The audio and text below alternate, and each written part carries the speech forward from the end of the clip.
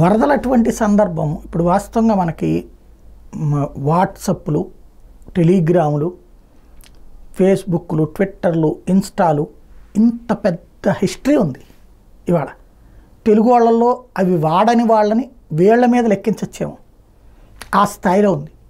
ఇలాంటి రోజులలో కూడా వరద కమ్యూనికేషన్ మిస్సింగ్ ఎలా, ఎందుకు జరిగింది ఆత్మవిమర్శ చేసుకోవాల్సిన అంశం. బుడమేరు కట్ట తెగింది శనివారం రాత్రి సాయంత్రం 6:30, 7 ఆ నీళ్లు విజయవాడకి రావడానికి 12 గంటలు పట్టినాయి. 1 గంట కాదు, 2 గంటలు కాదు, 12 గంటలు.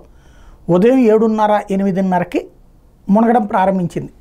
అక్కడ వాంబే కాలనీ కానీ, అదే ఉడా కాలనీ కానీ, వాంబే కాలనీ కానీ, జర్నలిస్ట్ కాలనీ కానీ, ప్రకాష్ నగర్ కానీ, ఇవన్నీ.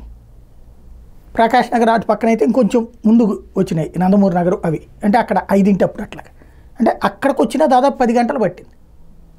ఎవరు ఎందుకని ఇంటిమేట్ చేయలేకపోయారు, ఎవరు ఎలర్ట్ ఇవ్వాలి, ఎవరు ఎందుకు చేయలేదు, నెంబర్ 1. నెంబర్ 2 వచ్చేటప్పటికి ఆ తర్వాత కూడా కమ్యూనికేషన్స్ ఆ ఏరియా అంతా ఎందుకు జామ్ అయిపోయినాయి. ఒక్కసారిగా సెల్ ఫోన్లు ఒక్కసారిగా మోగబోయినాయి. పోనీ వరద వచ్చాక కాస్త నిండాక, ఇప్పుడు మామూలుగా ఎంత పెద్ద కొమ్మవృష్టి తుఫాన్లు వచ్చినప్పుడు కూడా సెల్ ఫోన్ సిగ్నల్స్కి ప్రాబ్లం ఉండవు, ఏదో టవర్ పడిపోతే తప్ప.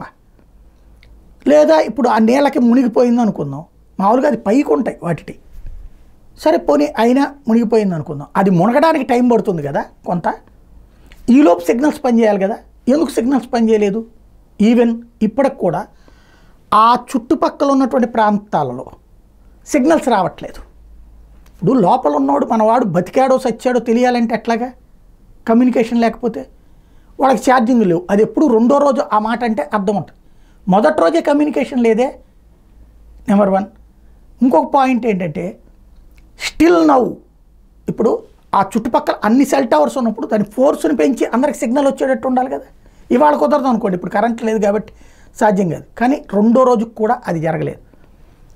ఇప్పుడు ఏమంటున్నాం మనం, ఐవీఆర్ఎస్ కాల్స్కి మీరు రెస్పాండ్ అవుతాం, ఆడికి ఫోనే పని చేయకపోతే ఏం రెస్పాండ్ అవుతాడు. రెండోది వాళ్ళు కమ్యూనికేట్ చేయాలి, ఇదిగో నా ఏరియాలో ఎంత ఎత్తు నీళ్ళు వచ్చినాయి, ఎంత జరిగింది అన్నట్టు. ఎవరికి కమ్యూనికేట్ చేయాలి ఇప్పుడు వాళ్ళు, ఎవరు తెలుస్తుంది? ప్రభుత్వం నుంచి కమ్యూనికేషన్, ఇదిగో ప్రకాష్ నగర్కి ఇంత నీళ్ళు వస్తాయి, లేకపోతే వాంబే కాలనీకి ఇన్ని నీళ్ళు వస్తాయి, లేకపోతే ఉడా కాలనీకి ఇన్ని నీళ్ళు వస్తాయి, ఇది చెప్పాలి కదా వాళ్ళు. అది చెప్పడానికి వాట్సాప్ గ్రూపులు బాగా పనికి వస్తాయి, కానీ అవేమీ లేకపోయిందే. లోపం ఎక్కడుంది ఇప్పటికైనా ఆలోచించాల్సి ఉంది.